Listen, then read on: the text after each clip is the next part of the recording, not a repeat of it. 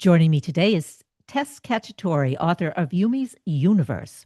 Step into Yumi's universe and get to know the friends who travel the world to learn, grow, and share the message of peace. Each character brings a special gift that helps children everywhere become keepers of the Garden of Peace. Tess Cacciatore is an award-winning writer, director, producer, and global peace advocate with over 3 decades of experience in entertainment, technology, and social impact. As the visionary behind Yumi's universe, she blends storytelling, education, and cultural wisdom to inspire children and families around the world. She's the founder of the Global Women's Empowerment Network, the acronym GWEN, and has worked across 5 continents to empower youth, amplify unheard voices, and build bridges of peace through multimedia. Welcome to the show. Nice to have you on.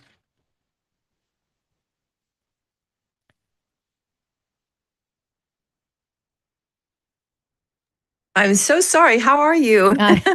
You're you for- there. Yes, I'm unmute. here. So sorry. It was an That's unmute okay. situation. Good morning, Kathryn. Thank you so much for having me on your show. Great to have you. Okay, so we're going to be talking about your book, which also has a companion animated film, but the book is a #1 new release on Amazon's children's fairy tales list. So that's very impressive, right? Okay, Thank you. yeah. So the purpose of the book, the heart of your mission, what is it? The heart of the mission is to really inspire children to realize that there's children from other cultures that might speak differently, might look differently, and let's create a culture of peace from an early age. The book that you referenced, The Keepers of the Garden of Peace, is out there, as you mentioned, for ages 4 to 7. But we also have our middle grade book too, which is The Enchanted Tale of Compassion, Friendship, and Peace. And that's for the middle grade students too. So we're expanding the line, we're expanding the message of peace. And how do you measure that? I mean, obviously, it's a great mission, it's a wonderful mission, but so how do you measure the responses, I guess, and the impact that the book and the film has on the children and all of those who come in contact with them? I think the response is really about how we're receiving the remarks on social media. We were People's Choice Award for the Illuminate Film Festival for the micro short Garden of Peace. The music of the series also won an award at the Hollywood Independent Music Awards for the song "Chasing the Sun." So the film awards and the accolades and the comments from the people and the children have been a great measure so far. Yeah, so tell us about the responses from the children. I'd like to hear that. Well, it's just really interesting just going into, my great niece who lives in the middle of the country, in the middle of Iowa. When she saw the book before it came out, she was my first test market because she was right in that pocket of age. And she got really excited to see Ravi, who's the Indian elephant. She said, I have a friend in school that's from India as well. So it was really interesting to hear that in the middle of America, we get to be able to experience other cultures and friends. And that was kind of my first barometer right before the book came out. And then parents have been calling and the kids have been reacting. And I did a middle grade book reading a career day for junior achievement at the Hancock Park Elementary School. And the response from them, there was over 100 kids in the room. And they were really excited about the characters. I gave them a writing assignment, an imagination assignment. So I'm really getting really excited about getting into the schools and really diving into some workshops. And from that meeting with those kids, I found out that there was about, I don't know, 70 or 80% that drink tea. So it kind of opened up the opportunity. We're now in the pre-production side of creating a tea line called Yumi's Garden of Peace Teas. So each character will have their own flavor. So it's really taking it from the book, from the story, into a cultural experience where families and children can get together and talk about what's going on in the world. Obviously, there's a lot going on in the world, and we have to be guarded of what we share with our children.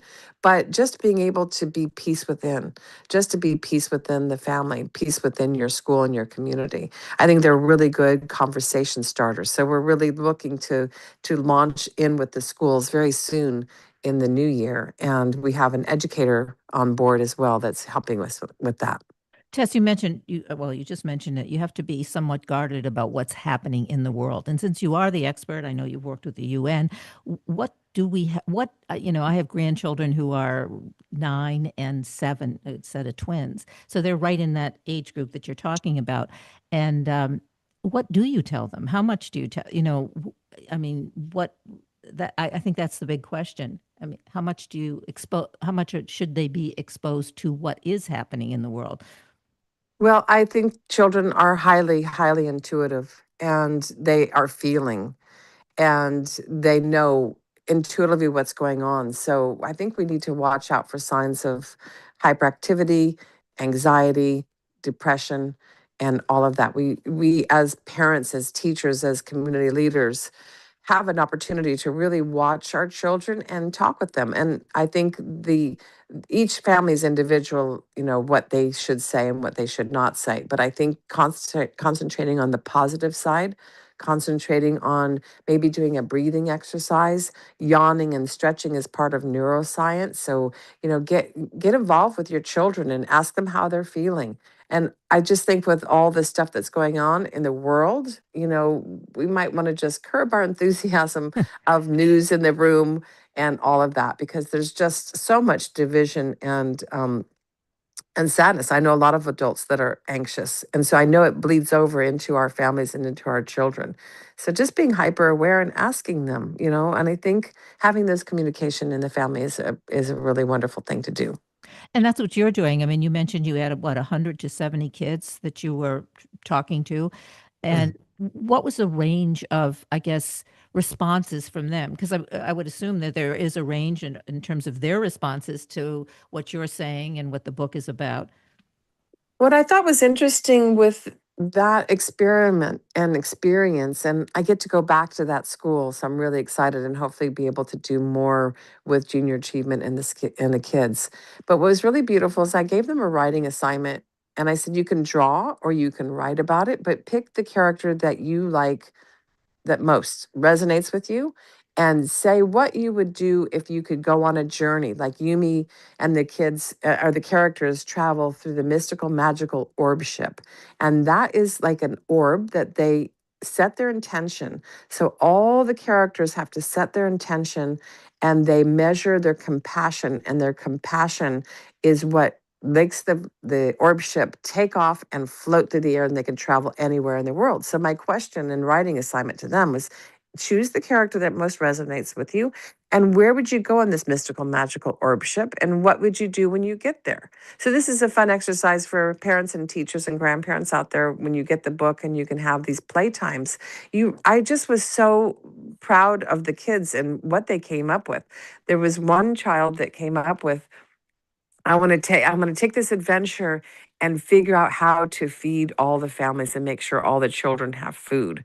Then there was another child that came up with something that was very sustainable, like they were going to create a grass that could create a sustainability for clean air. And then there was a lot, which I thought was interesting, that were talking about bullying and gangs and creating communication and peace. So the experience I had was watching these young people with highly elevated solutions. And I'm thinking this is a great thing to do for the world, is really to listen to our children as well. Listen to our children. I think that's great. Obviously, that's great advice. Now, these kids, okay, they're from different parts of the country. Is there are different kinds of? You mentioned Iowa. Is the kid in Iowa going to be different from the kid from New York City, or as a group, maybe different kinds of responses? They have different experiences. I mean, how do you find that?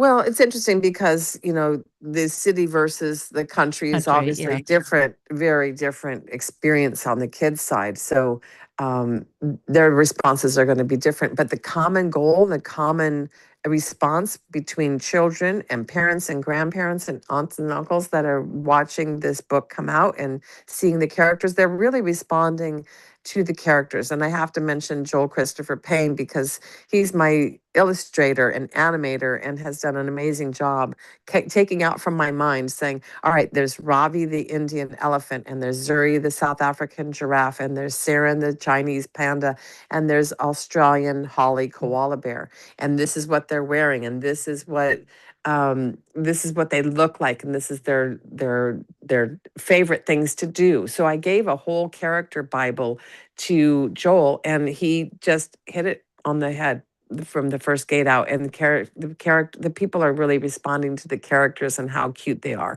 So that's been a big common thread. Now, you, and I think I said this in the maybe in the intro.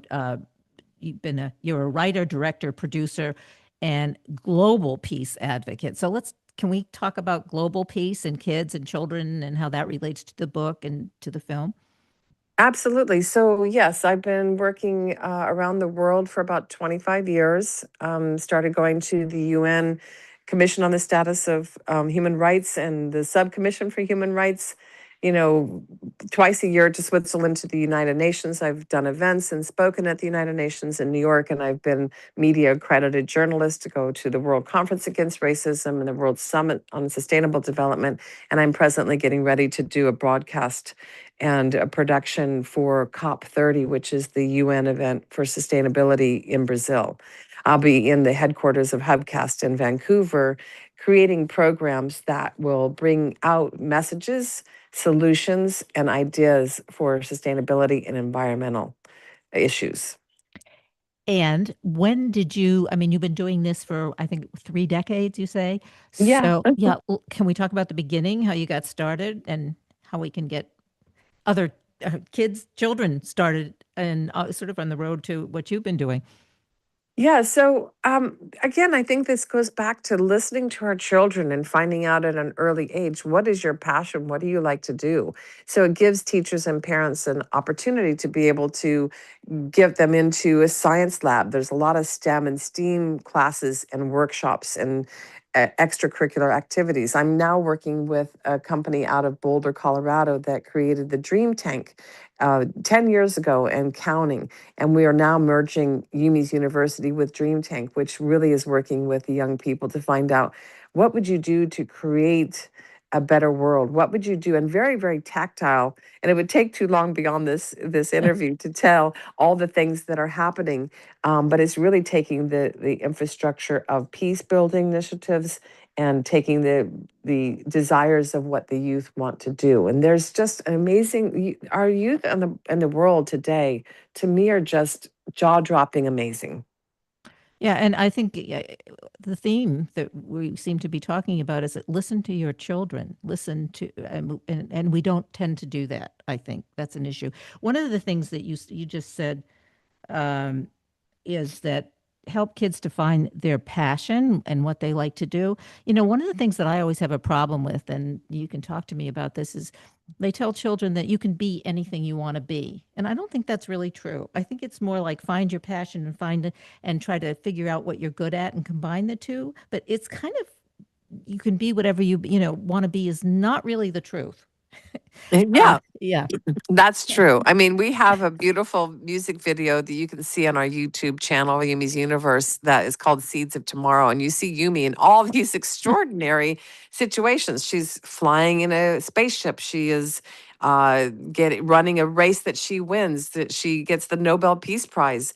And it's just, she's swimming underwater and helping the coral reefs. So they're cleaning up trash in the rivers, which don't even get me started in that world with Yeah. clean water and all that stuff.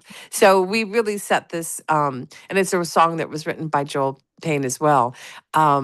So it's just amazing to give them the opportunity to see and expand where they could go, the highest limits. But as you said, and as we know, there might be somebody who wants to be a rocket scientist, but they're not good at math. So it's a way to have conversations with our children, because if they're not good at math, but they want to be a rocket scientist, you might encourage them to be inspired by trying to get better at math. Because if you want to be that, you have to get good grades in math and good grades in science and have a passion for it. So it just gives an opportunity, I believe, for us to have conversations with the kids and find out what their skill set is and what they love to do. Yeah. So you have to have these ongoing conversations and be specific, as you say, explore your opportunities and make good choices, right? Yes. Yeah. Now, the other thing that I think you are the founder of the Global Women's Empowerment Network. Yes, Yeah. correct. Okay. So let's talk about that. Okay, so I've been very philanthropic my entire life. I started volunteering in high school to do different things with the Special Olympics and young kids. I've gravitated towards helping people since I was a young kid. So in 1992, I started the World Trust Foundation, and that existed until 2012. And that was really a focus on Earth heroes and young leaders and inspiring kids to be the best they can be. And we had different challenges and workshops and things like that for a long time. And then GWEN was born, Global Women's Empowerment Network. And that was really coming from my own background of healing from trauma and drama and things that just happened with me and to me and for me, because I think all the things that happen give us the opportunity to grow and be healed. So Global Women's Empowerment Network is knowing about your storytelling. So we have a book division to how to share your story. So when we reveal our traumas and our pain, it gives us an opportunity to heal. So we have Reveal to Heal. And GWEN is going into we just had our 10th GWEN Luminary Awards. So we're honoring people that are making a difference in the world, whether it's an individual or an organization. And I love the work with GWEN. We're getting ready to do some wonderful things in storytelling in the new year. But all the work you've done and that you're doing comes from your own, obviously, personal background. But you said healing from trauma and drama. Can you share some of your traumas and dramas and how you were able to do that, get past it, evolve? Yes. So I have a book called Homeless to the White House, and I know it's a very intriguing title and a longer conversation. This, I think, would have a whole show on this topic, but Yeah. it's on Amazon, and it's the story of my own journey. It starts off, and I know you're going to think I'm crazy, but the book starts off with me in the Democratic Republic of Congo, and I was passionate about the women and children in Eastern Congo because of coltan, which is a mineral that we have in our lives, in everyday lives. The cell phone I'm holding, the computer that we're on, the TV that we're watching. Coltan is the driver of that conduit of electricity. And I don't know the science part of it all, but in the Eastern Congo, coltan is one of the highest places where countries go to export it. And their women and children are being brutally raped and attacked on a daily basis. And I got behind this and I ended up going down there to reveal a story for a man that was running for president at the time. And so the opening of my book is me with my camera in the back seat of a car with a translator and a driver. And I'm taking video of the presidential monument in Kinshasa. And a soldier was on the street with a rifle and he starts walking towards the car with the gun pointed at me. So that's how Oh, the book opens up, and the trauma from that gets revealed in the book. And then I unfortunately have not been a great picker when it comes to relationships, and I've had a couple of experiences with abuse and narcissism, and I think a lot of people, particularly women, can relate to that. So the book is really about saying, I'm just like you. We're all in this together, and we all have stories that have pained us, whether it's child abuse, sexual trauma, uh, narcissistic behaviors and relationships. There's so many things that I wanted to reveal in my book. Thank God I have not had sexual abuse, but I know a lot of women that have, and it's been traumatic for them. So to get down to the root of what has happened in our lives, and a lot of people say, well, you brought that in to learn that a lesson. Yes and no, so there's so many levels that we go through in our experiences, and how we heal is to really reveal it. How do you can go to a therapist, you can go to a workshop, you can write your book. We work with Housemark Publishing up in Canada as a partner, and we're taking these books and telling stories to get them published and out there, even if they just journal and find a way to tell their story. Some people don't go to the end results and get their books published, but they, feel good about finally telling their story, that it doesn't have to be a secret. Everyone has a story to share. Yeah. What do you think most of the or many of the roadblocks for telling one story? What are they? Different for different people, I guess. I think the common two words that come for me is shame and blame.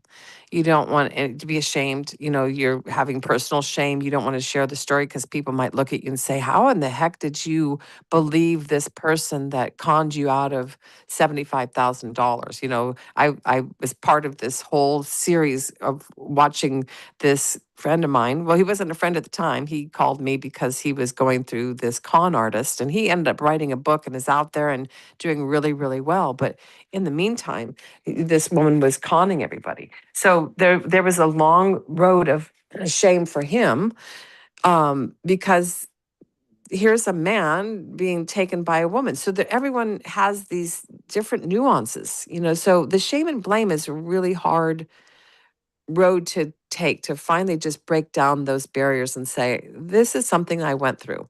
And you don't have to write a book about it, but who can we share this story with? You know, getting a therapist, you know, whatever that you can do.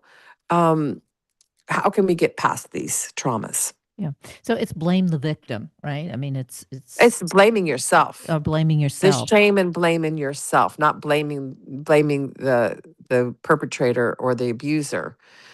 That's a whole other story. But why do people bury their stories is because they blame themselves and they're ashamed. So the blame and shame is on themselves. So how many people of your listeners out there that have a story that they haven't shared because they're ashamed of it? And I think that's the roadblock. Going back to your question, that's the roadblock, is that a lot of times we're ashamed to share our stories.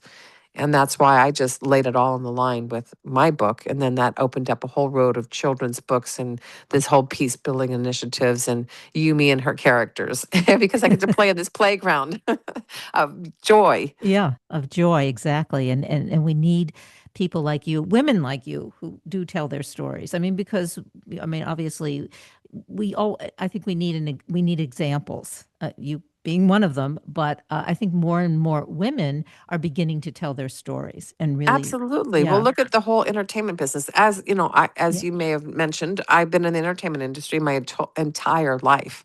And you know what happened over the last years of the revealing the stories, reveal to heal. A lot of backlash came, but you know, justice was served in some ways, and you know, we were able to talk about it as women. But I do want to point out that men have a lot of abuse in their lives as well. And here comes the shame and blame comment again, because men don't want to come out and say I was you know, beaten by a woman or I was abused by a woman. There's the male pride that doesn't want to admit that. And that's what I've been revealing with men in this journey, is that they don't want to tell that story. So maybe they don't write a book about it, but it's really healing to talk about it. yeah. Are there support groups for men? I mean, I tend to focus on the women, but yeah, and I think it is more difficult. Men tend not to speak out anyway, that as much as women do about their issues, problems, whatever. But so how does that work for men? Because it's different, as you're saying. I mean, there's that whole male pride, that macho, that kind of stuff that gets in the way. That is a roadblock. Another one. Yeah, I believe there's probably organizations out there. I don't know them off the top of my head, but I'm going to research and find that, because our men need to be healed as well. Because when you're, you know, when you don't see the narcissist coming, I can see a narcissist from a mile away now, you know, and I've actually called out one of the guys that, you know, wanted to date, you know, a couple of years ago, and I saw the love bombing, and then I saw the next line, and then I saw the next line, and I'm like, oh my God, Yeah. you're a narcissist. I literally had heard those words come out of my mouth. You know, because you get to a point where you see it and it's so obvious. And I think that we just need to find those signs and realize what we're going through and who we're attracting into our lives. And I really do have a big compassion for men and the you know, the roadblocks they have, because as you mentioned, there's ego and there's pride, and they don't want to talk about it. So I want to invite you all to go and find an organization. I know they're out there to support men as well. Yeah. And I think the word narcissist has been used, you know, it's kind of it's a psychological term, but it's also kind of used loosely. And I think people have to really or be aware of what is, as you say, you can spot a narcissist a mile away, but there are very clear behaviors that narcissists project, and they're always there. And if you need to be aware of it, not just use the word narcissist. Oh, he's a narcissist. Well, you Yeah. have to, yeah. The two big signs for women or men that are dating men out there, it's pretty obvious when they love bomb. They will come at you and just talk about the moon and the stars, and you are what sets them and how wonderful you are. And it's the love bombing. They buy gifts. They draw you in to feel safe. And then you start to hear the gaslighting lines. Like they start a fight and say, "Well, why did you do that? We were at that party and you were talking to that guy." Mhm. So it's gaslighting. And there's a whole other show on the gaslighting idea because Yeah. I see the clock is ticking. But, there's plenty of books out there. And as our world is, it's a Google away to find out the signs to watch out for. It's very interesting that when you are solid and sovereign within yourself and you know what to look for, what shows up, and then you can really navigate your waters a little easier. Yeah. Then you can make those good choices. As you Exactly. say, the clock is ticking. There's so much more I to talk know. I about. could talk to you for a long I time. know. This is great. And I really, I do appreciate all that you've been sharing with us. And I've been talking to Tess Cacciatore, and her new book is Yumi's Universe. So, okay, so Tess, tell us where we can, find the book, but just also about some of the topics that we've been talking about, the stuff that you're working on. What platforms can we go to? Absolutely. So our website in progress is yumisuniverse.net. So be patient with us because we have a lot to share in that world. The easiest way is to go to Amazon Books and go for Tess Cacciatore, and it's spelled like the chicken cacciatore. And you'll see Yumi's Universe, which there's two books: The Garden, Keepers of the Garden of Peace, and Enchanted Tale of Compassion, Friendship, and Peace. And there's more to come in that. You can go to YouTube and type in Yumi's Universe or youtube.com/ at Amy's Universe, and you'll see a bunch of videos that are really cool, that are songs that we've written and animation videos. And just get ready to what's coming next. We are opening up a whole Yumi's University that are going to go into the schools, and the Yumi's Garden of Peace teas, and then and then and then. So thank you so much for having me on your show today.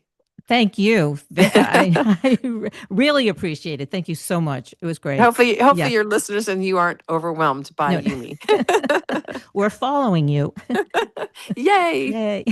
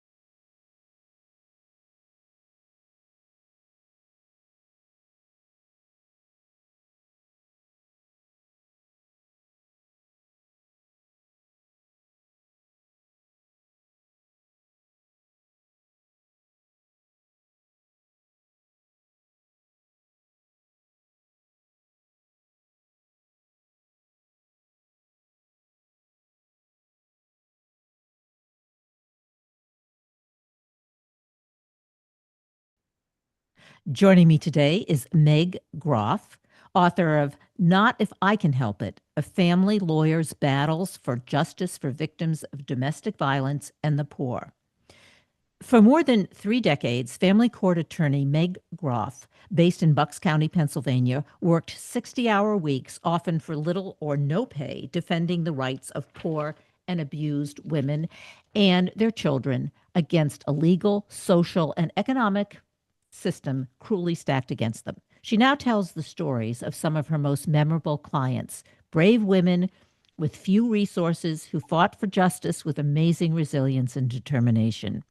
Now she is partnering with a team of national nonprofit organizations to share her experiences with key influencers, lawyers, judges, legislators who have the power to reform the family court system that has failed so many women and children.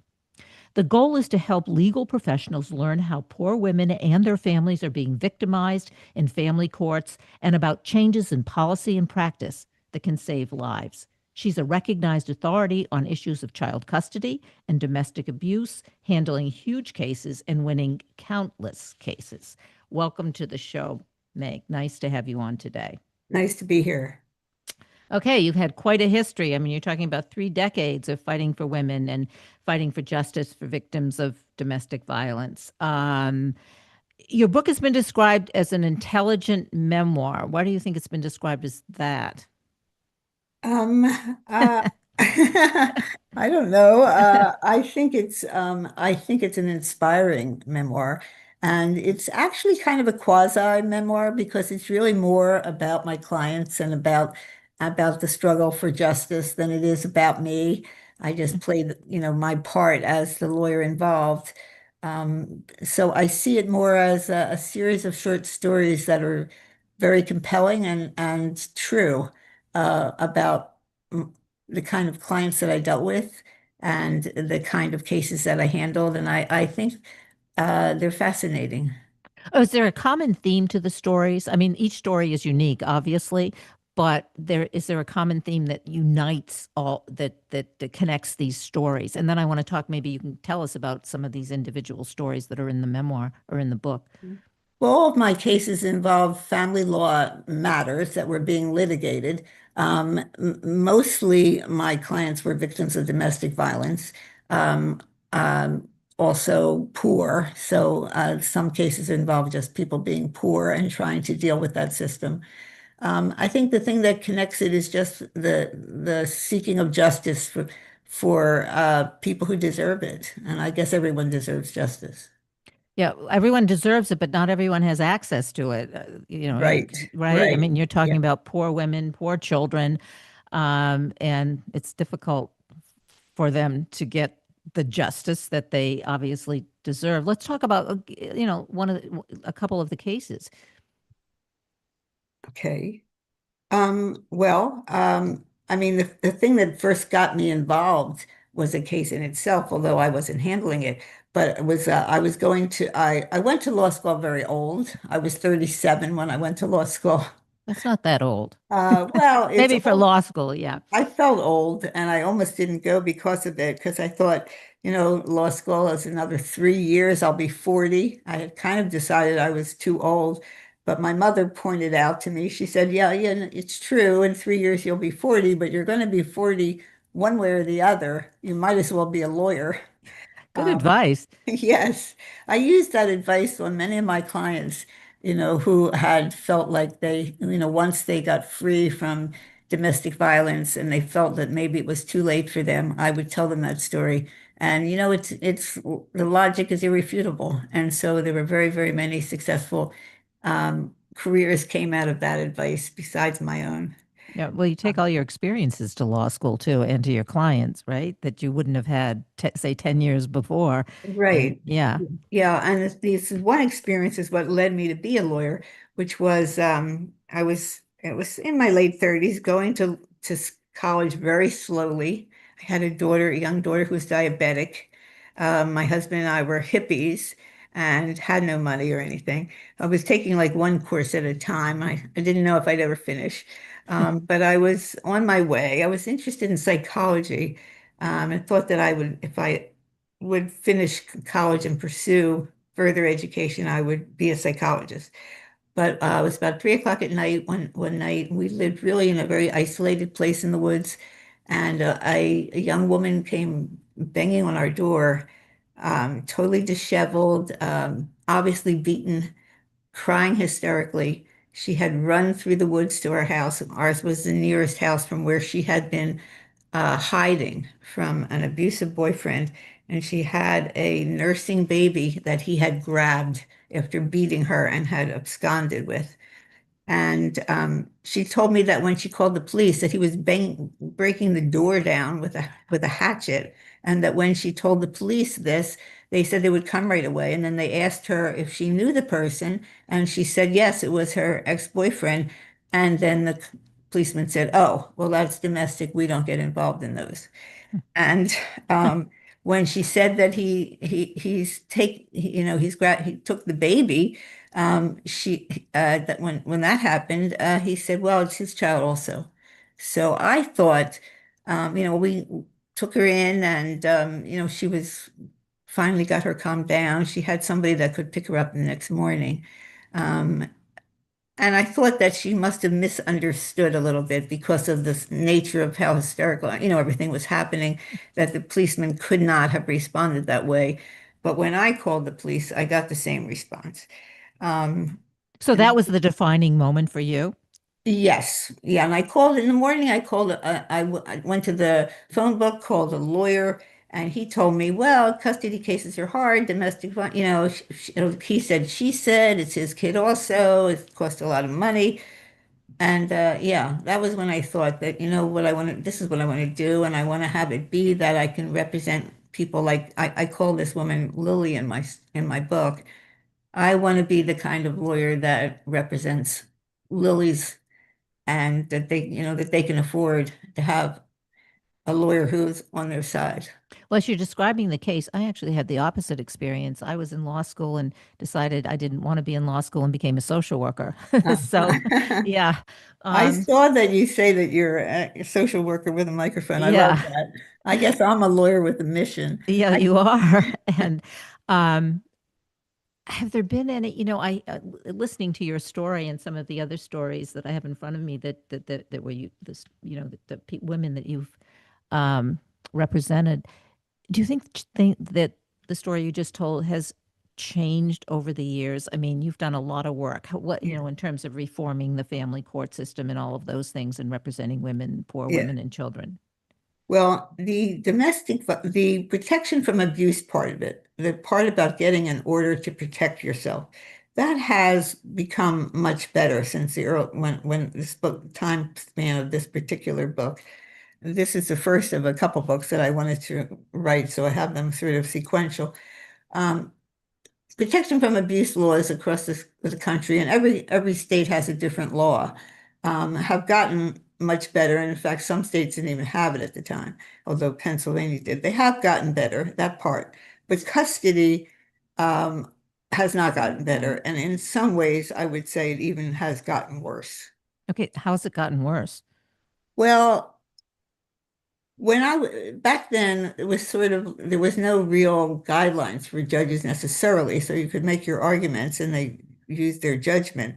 Now, all the states have factors that judges have to consider.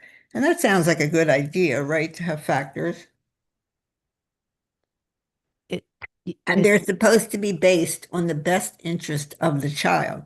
But the problem is that there is a complete lack of understanding about the domestic violence, about the dangers that an abusive parent can uh, people that can face when dealing with an abusive parent.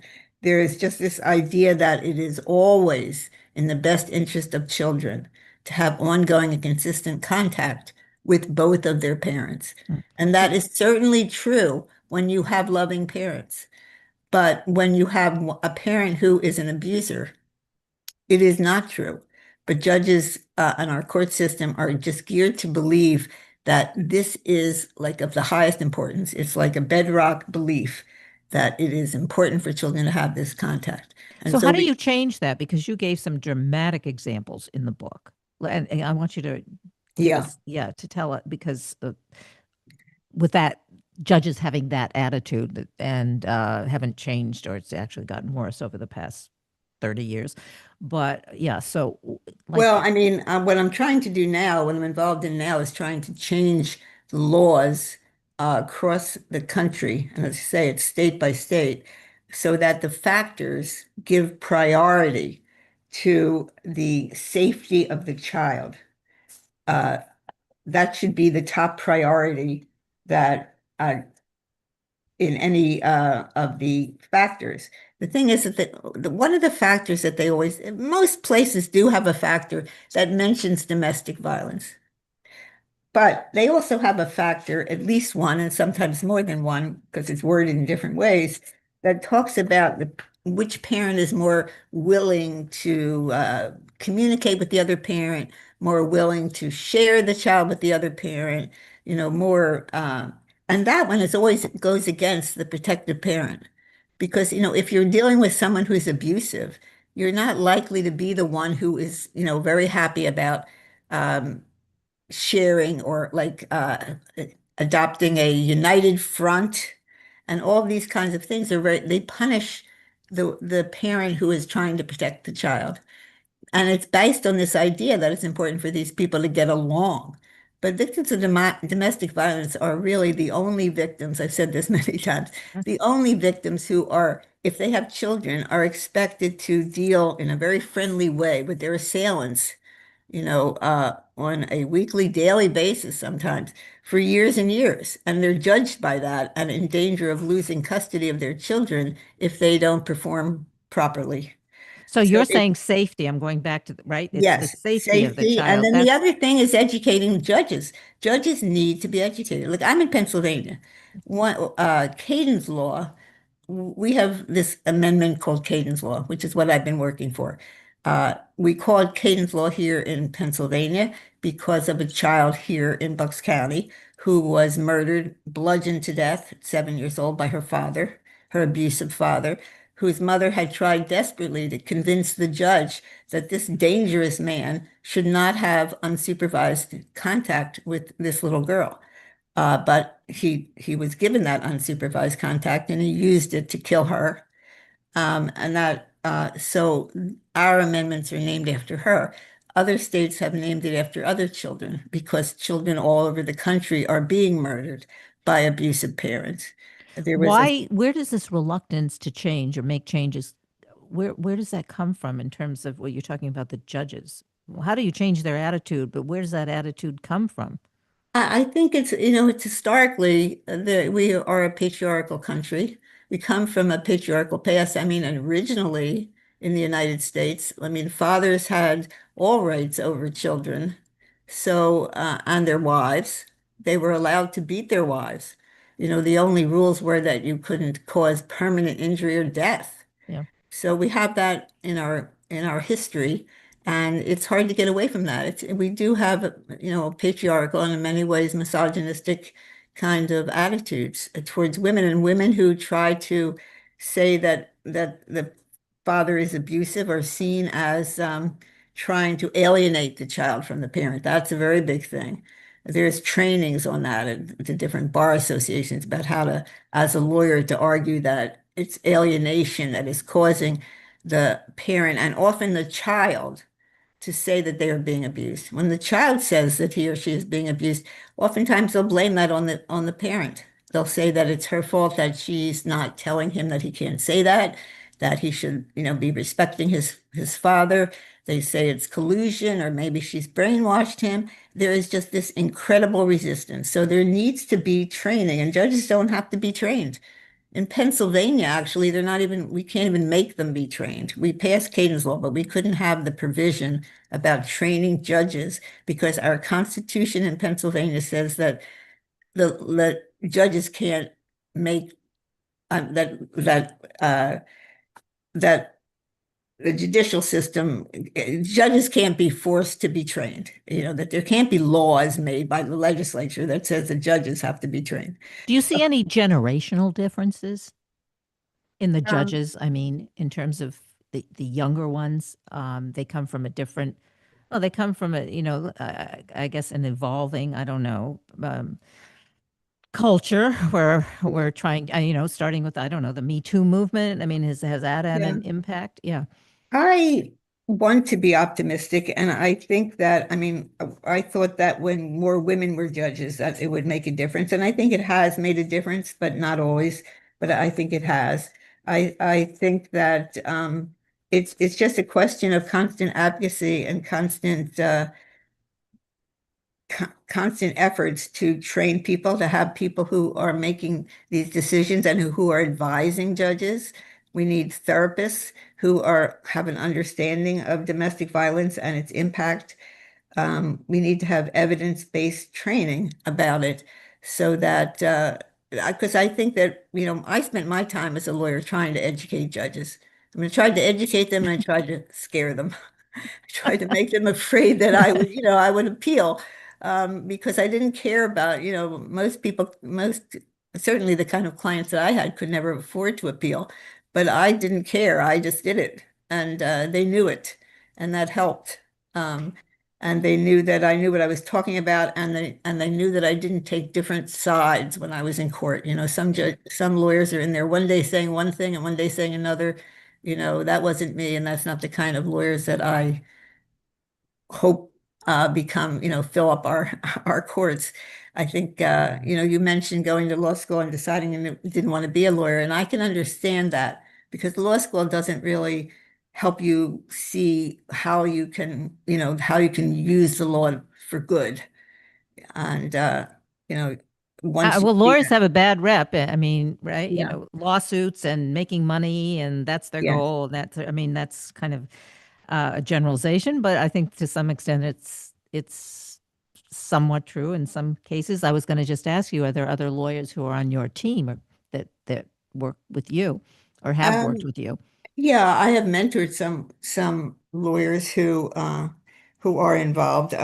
Most of the other folks are not lawyers, but there's a dearth of lawyers who do the work that I do for free. Um, and there are some that do some work, lower cost, and that's crucial as well. I can understand it. My husband always teases that the next time he's going to marry a lawyer, as far as having for income purposes, and I say, Yes. so will I. Yeah. Oh, yeah, that's funny. Um, Uh, I think but he made a good choice. And you.